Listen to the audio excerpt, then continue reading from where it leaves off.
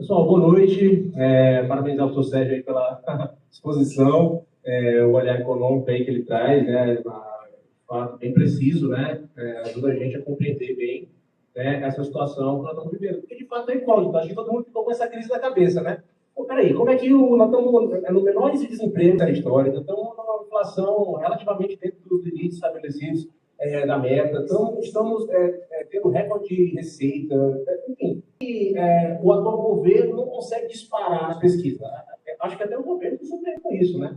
Então, de fato, essa é a preocupação que eu acho que cabe a reflexão. Acho que, de fato, a pessoa Hugo e todo o GAEP pela organização da atividade, linha da disciplina também da economia, principalmente, né? E eu vou tentar colaborar com essa reflexão, tá? Vou seguir uma estratégia um pouco diferente da do professor, né? Mas, em última análise, é isso, né? A gente precisa refletir de fato, e aí começar a refletir o balanço para quem, né? Para quem é esse balanço do governo Lula, né? Pode passar, por favor. Inicialmente, acho que a gente tem que refletir e entrar em alguns polêmicos, né? Por quê? Porque a gente tem uma expectativa e a gente precisa refletir sobre. A pergunta o governo Lula é um governo de esquerda? É uma pergunta que a gente tem que se fazer. Por quê? A gente acha, e a gente somente acha, que a política no Brasil está polarizada. A gente precisa refletir que polarização é essa, porque se é uma polarização, a gente está dizendo que é uma polarização entre esquerda e direita. Mas para existir essa polarização, precisa existir dois polos. E a pergunta que fica o governo Lula é um governo de esquerda? Eu não vou dar essa resposta aqui, estou trazendo uma reflexão para vocês. A outra questão é sobre quais critérios nós vamos fazer o balanço do governo Lula. A gente precisa estabelecer isso de forma bem precisa também. Porque se a gente não tiver um critério bem preciso, a gente não tem ali um parâmetro. A gente vai cair nos parâmetros que estão colocados aí, né, da grande mídia e tudo mais. Bem, o que elege o governo Lula, né, em última análise? Né? Pode passar aí. O que elege... Beleza. Tem que apertar, pronto, beleza. Caso você aperta no botão para ele. Ok. Em última análise, o que elege o governo Lula, né? Em última análise, o que elege o governo Lula é um pacto nacional pela democracia. Em última análise, é isso. Porque, inclusive, a gente vê o apoio do FHC, do Fernando Henrique Cardoso, ao Lula nessa perspectiva, né, de um pacto pela democracia. E aí a gente precisa entender. Então, o que estava no cenário? O que estava no cenário era uma ameaça à democracia que estava ancorada no avanço da ultradireita no mundo, né? Agora, como se dá esse avanço? É importante a gente compreender que esse avanço da ultradireita que acontece no mundo e no Brasil acontece também é fruto de uma série de crises que estão acontecendo no mundo. Há uma redução da taxa de retorno das empresas, da lucratividade das empresas diante da crise, né? Bem, a gente tem uma série de crises, está aqui no slide de atrás, acredito. Crise de 2008, a pandemia, agora a crise energética por conta do Irã, né? E o que as empresas fazem? O que o grande capital faz na hora de uma crise? Qual é a grande solução? Jogar a crise nas costas dos trabalhadores. É simples. Por quê? Porque a taxa de lucro tem que permanecer, porque senão o capital é inviabilizado, o sistema não funciona. O capitalismo funciona a partir de quê? Da expropriação da mais-valia. E essa mais-valia é o que se concretiza em lucro para o patrão. E aí vem os banqueiros, empresários e tudo mais. Então, quais as consequências dessa crise? Em última análise, corte de direitos, empobrecimento. A gente tem o avanço da crise migratória. Olha só, presta atenção, a grande crise, inclusive do Brexit, da saída do Reino Unido da União Europeia, tem a ver com o quê? Tem a ver com o peso que estava tendo, digamos assim, para a economia, para o orçamento inglês, digamos assim, a necessidade da resposta para aquela questão migratória ali na Europa. A gente tem visto agora, por exemplo, nos Estados Unidos, o ICE, né, expulsando os latinos aí dos Estados Unidos. Né? Então, isso está acontecendo na Europa toda, né? Inclusive no Brasil. Tem um certo preconceito com os venezuelanos, com os haitianos. Por quê? É a crise migratória. Né? Essa crise migratória é porque as pessoas não aguentam mais viver esse tipo de vida que está colocado para elas dentro da crise estrutural que o capitalismo está vivendo, que se abriu em 2008 não se resolve. Né? A gente não consegue resolver. E aí, junto com isso, os planos de austeridade. A gente viu, vocês não viram nada, né? Vocês eram crianças, mas a gente aqui viu, né, a destruição do estado de bem-estar social na Europa.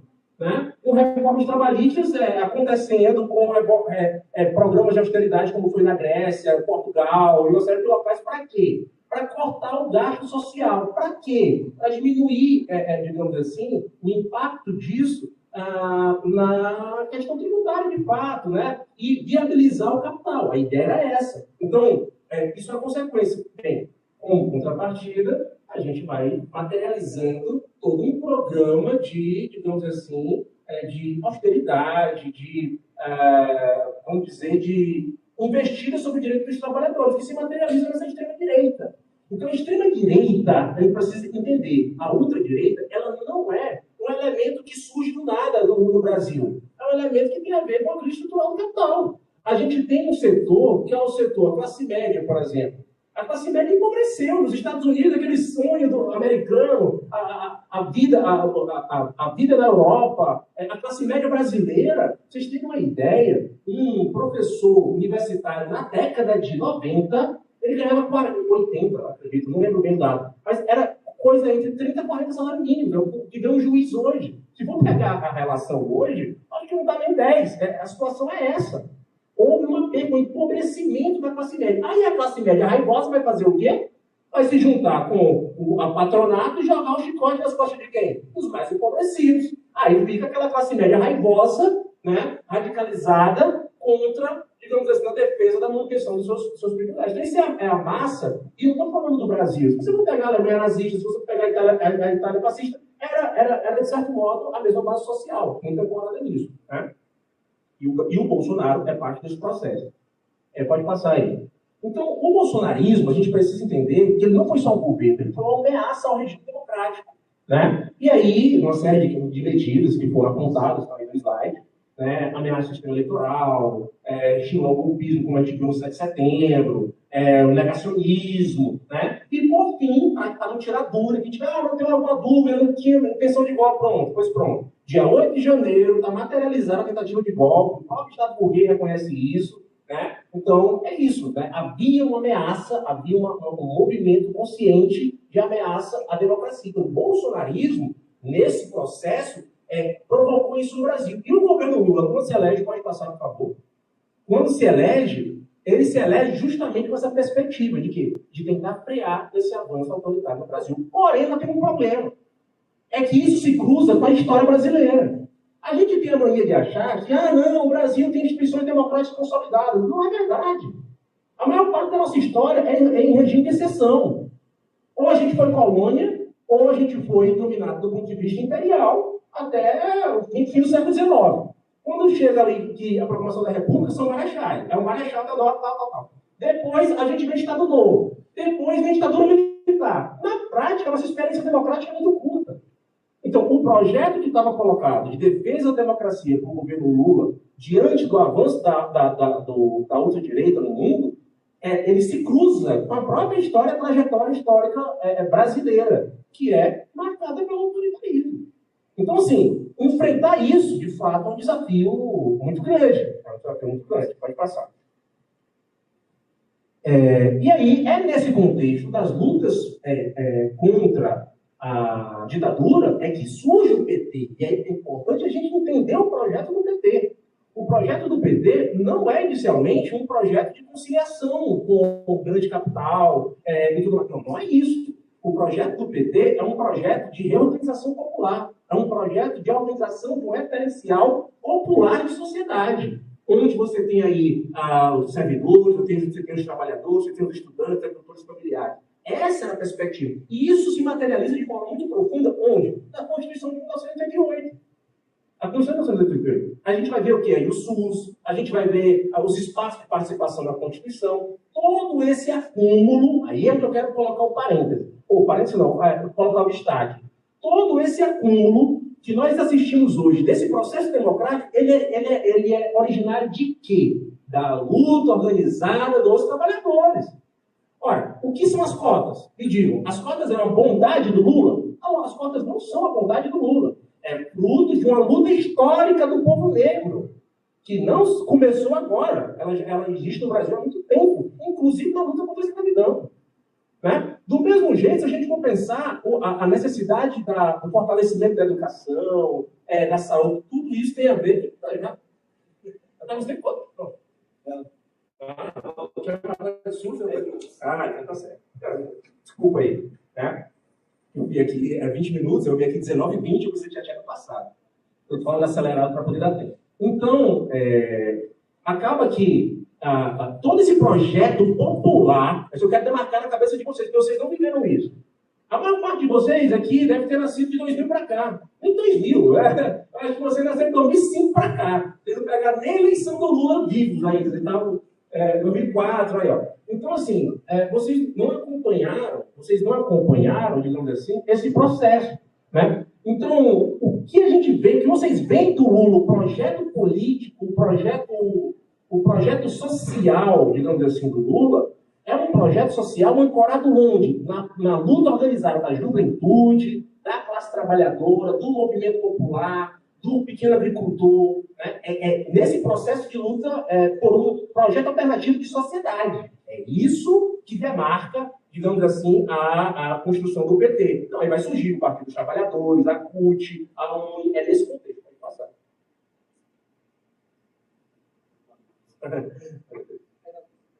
Então tá bom, né? Então, só que quando chega na década de 90, a gente tem um problema. Qual é o problema? O problema é que o que a gente está vendo hoje, a gente poder entender, olha só, o Lula, na década de 90, ele inicia, não só o Lula, o PT, inicia um processo de mudança de trajetórias, saindo de uma lógica da ruptura para uma lógica da conciliação. Por quê? Digamos assim, influenciado pela necessidade, né, de se apresentar de forma viável do ponto de vista eleitoral. É claro que o PT nunca foi um partido revolucionário, como diz o PT nunca foi socialista. O PT sempre foi um partido reformista da ordem. Só que ele tinha um projeto popular. E ele abre mão do projeto popular em troca de quê? Em troca da viabilidade eleitoral. A viabilidade eleitoral. E aí, o sindicalismo, na década de 90, começa a mudar. Com o quê? Com a pressão do neoliberalismo. Por quê? As empresas começam a ameaçar sair do Brasil. Pô, a gente saiu da época da ditadura, onde tiveram greves massivas aqui, onde os trabalhadores dirigiram processos importantes para conduzir a direção política do país. Você que é dono da multinacional, que é durante a sua multinacional, vai querer manter sua empresa lá? Não, continuar de lá. Então, todo esse processo influenciou, inclusive a eleição da Erundina em São Paulo, influenciou o programa do PT. E o PT começa a mudar aí. Olha o que eu estou dizendo. O PT começa a mudar aí. Né? Para finalizar esse processo, vem a eleição de 2002. Quando o PT, para se eleger, o mercado financeiro louco, com medo do que o PT ia fazer, vai expropriar, vai dívida, tudo, não vai pagar dívida, o que o Lula faz? Faz uma carta ao povo brasileiro, dizendo que se compromete em pagar todos os compromissos internacionais da burguesia, promete em proteger o capital financeiro dos bancos, das multinacionais. Olha, mudou o discurso. Para ele se eleger, teve que mudar o discurso. Só que tem um problema. Para ele ser funcional para a burguesia, ele precisa o quê? Ser funcional para a classe trabalhadora também. Então ele também tem que dar resposta para a classe trabalhadora, que são os primeiros anos de governo do Lula. Ele começa a dar resposta para a classe trabalhadora. Aí tem uma questão, porque, do ponto de vista da conjuntura, a gente tem um momento que não existe hoje, que como o professor falou. Qual é? A China arrumou todo mundo. Nesse primeiro momento, a China é o grande motor que puxa o PIB dos outros países. É a China. Hoje, a China não tem mais essa capacidade. Ela não faz mais isso. Ela teve, inclusive, que rever algumas metas. A pessoa, com certeza, consegue explicar isso melhor do que os for necessário. Tá? Mas, enfim, o PT, para finalizar, ele vai se institucionalizando os movimentos sociais. Aquilo que foi a base do PT, ele vai se afastando. Pode passar, por favor. E aí, chega o momento atual. Né? O Lula 3. O Lula 3 recebe um governo de dois governos anteriores completamente diferentes do ponto de vista ideológico, né? E agora ele precisa reconstruir um Estado, um referencial de luta, um referencial de projeto político, só que tem um problema. Agora, em vez dele se abraçar com o povo, como ele fazia antes, ele se abraça com quem? Está na capa do slide, com o Alckmin. Aí é a grande contradição. Por quê? Ao tempo que ele sobe a rampa, abraçado com um indígena, com a mulher, acho que era um homem trans, eu não lembro, com um cachorro, não sei o quê, tentando fazer toda a discussão da inclusão, da sustentabilidade, tudo isso, quem que ele bota no palanque? É um industrial, é o Alckmin. É um neoliberal.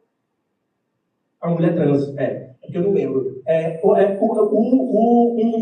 O industrial que ele coloca no palanque. Né? Por que ele faz isso? Né? Porque o PT aí houve uma, digamos assim, é um outro PT, é um outro Lula, né? Que agora tem umas outras prioridades. Então, para fechar, o Lula herdou, em última análise, um Estado praticamente desmontado do governo Bolsonaro. Essa que é a verdade.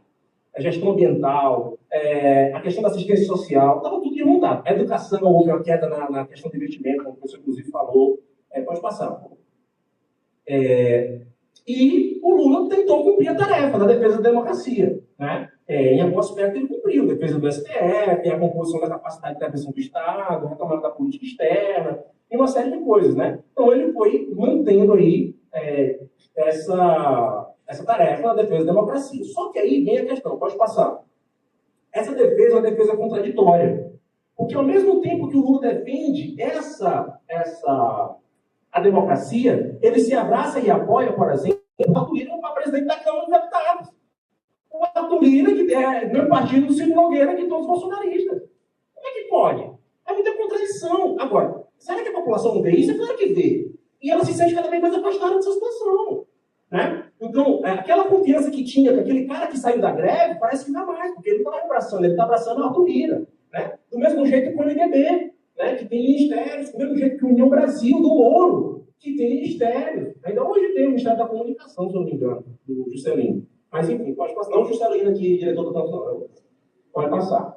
E tudo isso a gente vê no orçamento. Como? A professora já falou. Por exemplo, a prioridade do governo, dos governos mudou. Não consegue ser a mesma, pagar dívida externa. A prioridade é essa. Né? Então, isso não muda muito do ponto de vista do governo. Vou dar acelerado por causa do tempo. E aqui o endividamento, o professor já mostrou o endividamento do Estado, né? Que, de fato, a relação dívida-PIB, que segue aumentando, né? E segue aumentando por quê? As receitas sobem, mas você vê que não sobe tanto com o passar do tempo, fica uma coisa praticamente estável, lógico, corrigido pela inflação do período. Você vê a despesa também não sobe tanto, sobe um pouco em 2020, por quê? Porque tem toda a despesa da pandemia, né? E aí, logo em seguida, você está passando... pronto. Vem a questão do resultado primário, né? Que é as despesas aí menos as receitas. O que você vai... A receita menos a despesa. O que é que você vai ver? Você vai ver que esse endividamento tem a ver com, inclusive, isso. A gente não consegue ampliar, digamos, com mais que essa atividade econômica, a gente não consegue ampliar a nossa capacidade de produção industrial, passar por um processo de industrialização do Brasil, que é uma pauta de 1700, né? Que o próprio governo Lula fez o favor de reprimarizar a nossa economia. Então, consequentemente, a gente produz um produto que não tem muito valor agregado. Então, a gente troca soja por computador, a gente troca milho por, sei lá, por celular. Como é que vai? Não tem condição. Essa conta não fecha. Entendeu? Então, o que acontece? A receita baixa, o Brasil, de dimensões continentais, tem que gastar, não tem como. O Brasil gasta demais, está inchado, meu amigo, precisa gastar mais. A discussão não é essa. Não é gastar. Porque gastar, tem que gastar. Vamos passar. E aqui o padrão de despesas, né, por governo e função de 2003 a 2026. Eu peguei os governos aqui, calculei a média, inflacionei todo para 2026. E o que a gente percebe? Que basicamente não há grandes assim, alterações, somente agora no governo Lula, aí a gente tem algumas mudanças, né? Como, por exemplo, aqui é a assistência social, aqui é a educação, aqui é a saúde. Você tem essa linhazinha azul, não sei se vocês estão vendo, mas bem pequenininha aqui, é o meio ambiente, que houve um aumento nas despesas, né? Por quê? Porque o Lula recebe o Estado sucateado, né? Essa é a verdade. Aí só para encerrar, vou avançar aqui. E aqui vem a questão, qual é a prioridade do governo? Mudou? Né? Só para concluir. A prioridade do governo mudou, dos governos? Não, perceba. Os encargos sociais são a prioridade. A todos os gastos, educação, aqui é previdência. A educação, saúde, transporte, está tudo aqui. Isso aqui eu estou pegando os orçamentos da LOA, de 2002 a 2026. Perceba a prioridade que tem o pagamento da dívida. Lógico, aqui... Tá? Não estou vendo? Desculpa, que eu estava, aquele que está apresentando, é verdade. É o mais alto aí, né? A linha de cima. É o pagamento da dívida. Esse que estão embaixo, educação, saúde, né? Esse pico que tem aqui é o pagamento da dívida do Lula lá no início do governo. Né? Então, para a classe trabalhadora, que foi que mudou? Bem, teve a democracia, né? Ele de fato conseguiu alguma coisa, mas um contexto de superexploração, como o professor falou. Porque, preste atenção, o Lula consegue demarcar a defesa da democracia? Em certo aspecto, sim. Defendeu aí a autonomia dos poderes e tudo mais, resolveu a questão da trama golpista e tal. Mas peraí, por que ele não revogou a reforma trabalhista? Por que ele não revogou a reforma da Previdência? Que são problemas que os trabalhadores estão arrumando novos empregos, mas situação precária. Inclusive, muitos estão na informalidade, ou trabalhando de aplicativo, coisa do tipo, como a gente vê massificados aplicativos. Né? Então, é uma situação que, para o trabalhador, houver um avanço, como a recomposição da assistência social, a recomposição do Estado, das políticas ambientais. Porém, pode passar com limites. E esses limites estão aí. A violência policial, a violência na periferia, a reforma trabalhista. O trabalhador não é bom. E a crise inflacionária. Depois você começou a falar aqui, eu falei, gente, ele vai dizer que não teve inflação. Aí não, de fato a gente sabe que a inflação está baixa, mas só que é isso. Para as classes que têm uma renda menor, o que acontece? A inflação acaba pesando um pouco mais. Né? Vou acelerar. E aí vem as perspectivas, né? Só para colocar. Bem, de fato, um desafio para o governo que virá, ou para o governo Lula, ou para o governo que virá, o próximo governo, lidar com essa situação. Bem, é uma onda conservadora, né? Então é complicado, né? Mas existem alguns desafios transversais, como, por exemplo, essa questão da preparação do Brasil para esse novo momento do mundo do trabalho. Pode ser uma massa de pessoas desempregadas, essa é a verdade. A robótica e a inteligência artificial elas vão assumir postos de trabalho significativo, principalmente de países em processo de desenvolvimento, como o Brasil, marcado por trabalhos operacionais e não trabalhos intelectuais. Qual vai ser a política pública? Nesse contexto de restrição, por exemplo, do Haddad, do Temer, de arcabouço fiscal, de teto dos gastos, como é que nós vamos dar resposta para isso? Então, de fato, esse é um desafio. Pode passar. A outra questão é a corrida armamentista, né? Porque a gente vive, de fato, no contexto. Essa ida do Lula, nem sei o que deu, na ida dele lá nos Estados Unidos agora para passar com o Trump, mas uma das questões é preocupação. Se o Lula está metendo bomba no Irã por conta do petróleo e da questão da relação com a China, imagine o que faria com a gente no quintal dele pelas terras raras e pelos nossos recursos. Então, de fato, a preocupação. Né? E a outra questão é o desenvolvimento de sustentabilidade. Por quê? Em grande aspecto, é colocado para a gente o seguinte, não, é preciso defender o meio ambiente. Ok, de acordo, tem que defender o meio ambiente. Porém, é muito complicado esse debate. Por quê? Porque os outros países, para se desenvolver nos marcos do capitalismo, o que eles fizeram? Destruíram tudo que tinha lá. A China, para se desenvolver, escravizou o povo dela. Pronto, tá bom. E aí? Qual é a discussão que vai ser feita para nós? É o quê? A imposição do atraso? Ou precisa se refletir de forma séria, aí sim, discutindo a governança global, diante dos limites do capital, da crise ambiental, né? O que precisa ser feito? Né? Então, para caminhar para o final mesmo, agora só falta dois slides, o balanço para quem? Né? Fica a pergunta, o Lula cumpriu a tarefa? Para quem? A que custo? Né? Acho que são reflexões que eu não tenho como fechar aqui com vocês, mas vou trazer aqui alguns apontamentos. O que eu penso? Essa questão sobre o avanço econômico e o não de decolar da campanha do Lula tem a ver muito com isso. Por quê? Porque o Lula ele é funcional para o capital, mas não nos níveis pretendidos pelo capital atualmente. Então, ele já fala em reforma da Previdência de novo, ele já fala em mais precarização do trabalho, porque para eles é isso, eles precisam recompor a taxa de lucro que eles perderam durante as crises a partir de 2008. E do lado dos trabalhadores, ele garante o direito democrático, mas não muda a realidade da exploração cotidiana. Muitos de nós, trabalhadores, sofrendo as consequências de toda a precarização, inclusive a crise conjuntural que o professor coloca, da inflação, tudo mais, aí os salários rebaixados, trabalhos flexíveis e por aí vai, tá? Pessoal, falei meu corrido, porque senão não dava tempo. É isso, muito obrigado e vamos ao debate, tá bom?